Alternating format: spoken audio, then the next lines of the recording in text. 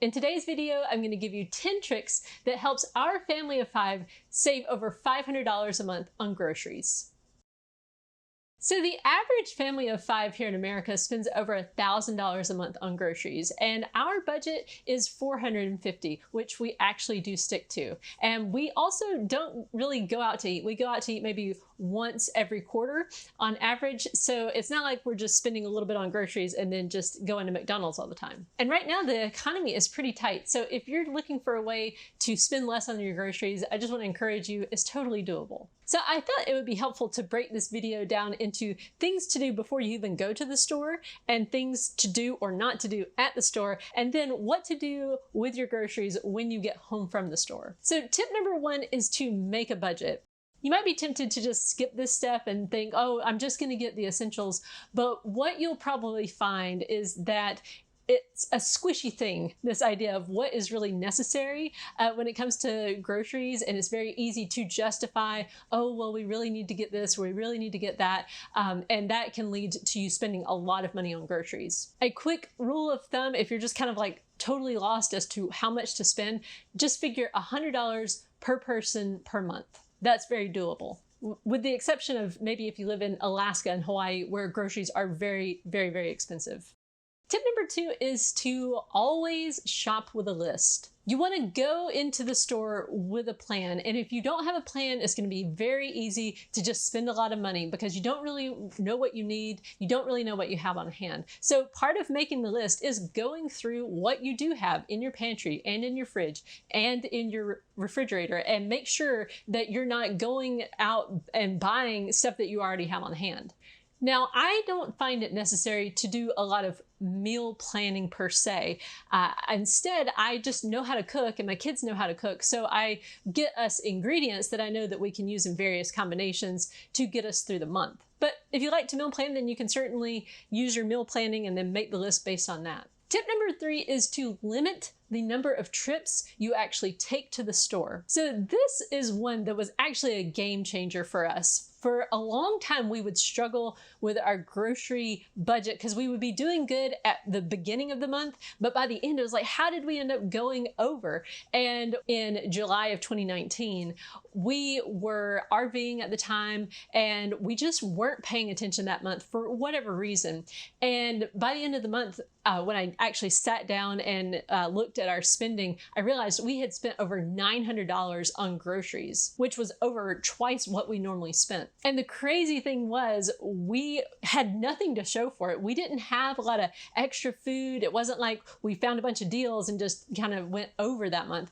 The problem was we just kept running to the store. We'd run to the store and get, a gallon of milk. We'd run to the store and get a little bit more butter. We'd run to the store and get this or that. And so it just showed us how easy it is to go over just by buying things that are really kind of luxuries. We have found it is most helpful to limit trips to no more than once a week. Now, that does mean that sometimes you find yourself, you don't have a certain thing on hand, and that just teaches you the lesson that you're going to have to be creative and either substitute something in or just go without that thing for, a few days until you get back to the store. For the past few months, what has been working even better for us is to go one time and get one big haul of groceries from our local BJ's, and then take trips throughout the month to get, extra milk and things like that. Things that won't fit into our refrigerator if we were to buy a whole month's supply at once, but that still does limit our trips. Now, let's talk about what to do when you're actually at the store. Tip number 4, and this is one of the easiest things that you can do that will have a huge impact on your grocery bill, is to just buy the store brand. Even if you do nothing else, this will end up saving you about 20 to 40% if you are used to buying the name brand.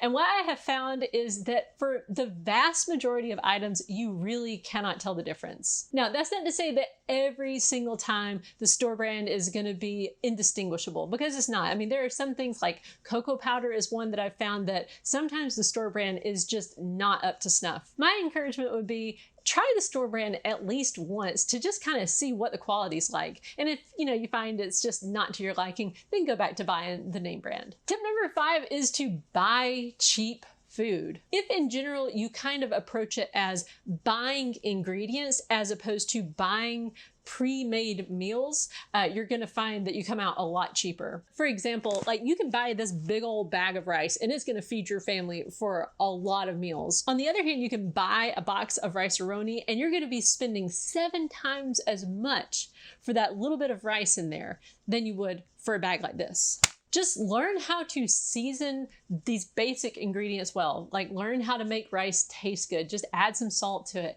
add some garlic and onions to basically anything, and that will make it taste amazing. And also, you know, buying things like ground beef as opposed to steaks is going to be your reality when you're trying to stay in a lower budget. But the great thing is the more you can learn how to make tasty food at home, the less you're going to eat out also, which will save you even more money. Tip number 6 is to buy what your family will actually eat.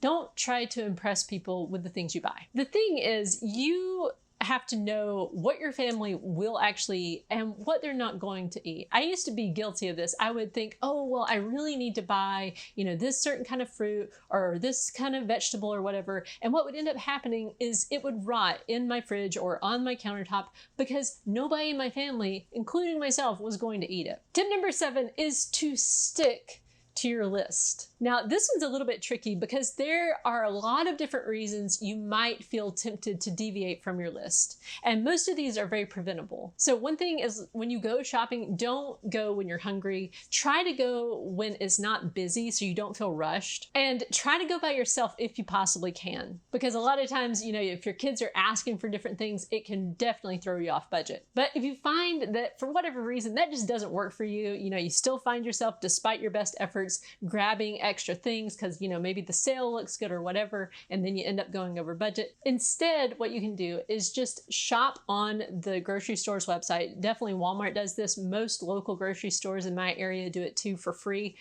You can just shop online, schedule a pickup, pickup's free, and you go and pick up your groceries. And then you know ahead of time how much you're spending and you can stay in your budget. Little side note here too, if you do find for whatever reason there's something you just really have to have, and maybe you were planning on buying the store brand, but store brand's out, and so now you got to buy the name brand and it's going to be, you know, twice as expensive or something like that, then you're going to need to take something out of the cart so that you stay in budget. Nobody really likes to do that. You know, it kind of can feel like, I really wanted that thing, but if you want to stay in budget, that is what you're going to have to do. So now let's talk about some strategies when you come home from the store. So tip number 8 is to constantly be thinking about how to use up what you currently have on hand. So you bring things into your house, you know, you've got this load of groceries, but you also have some things hanging around in your fridge that are likely not all used up yet. So these different ingredients do need to be used up before they go bad. So always be thinking about that. Like maybe you've got a little bit of sour cream left over, or a little bit of cream cheese.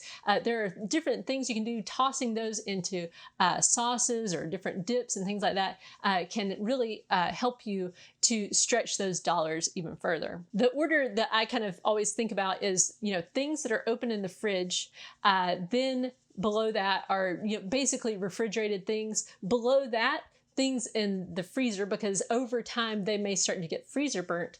And then below that, things in the pantry, because basically they have a really long shelf life. My goal is to have no food wasted, although of course I do end up throwing some stuff out over time. Tip number 9 is to eat leftovers. Now, this is maybe not a glamorous thing to do, but you can get a lot of meals out of just one big pot of beans and rice. They can be beans and rice one night, taco bowls the next night.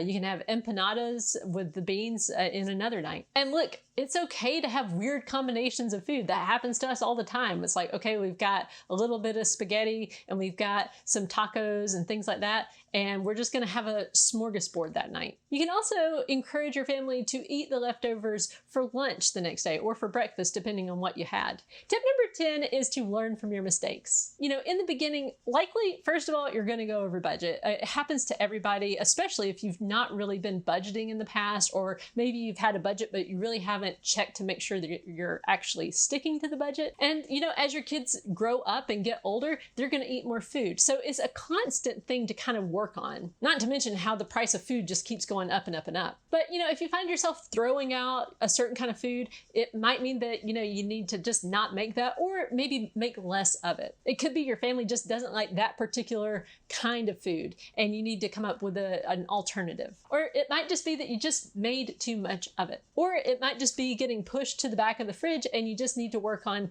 keeping, the things that are left over that need to be eaten up in the front. At the end of the day, though, this is really all about learning how to do this in a sustainable way. You have to kind of find that sweet spot where, yes, you're staying in budget, but the people in your household are happy with the various things that you're bringing home. Nobody wants to be miserable, and it is important to give yourself at least enough of a budget so that you can do this month after month after month and not have a mutiny on your hands. Which for us means, occasionally splurging on certain items and then just making it up with more beans and rice at other meals. But I certainly know from experience that if you make a budget and you're just bound and determined to stick to it, you'll find a way. So I hope this video was helpful. Thank you for watching, and I'll see you in the next one. If you're struggling with the budgeting process, or if you find yourself just wondering where all your money has gone, we can help. My husband and I are financial coaches, and we've been trained by Dave Ramsey's team. We help people take control of their money. If you're interested in learning more,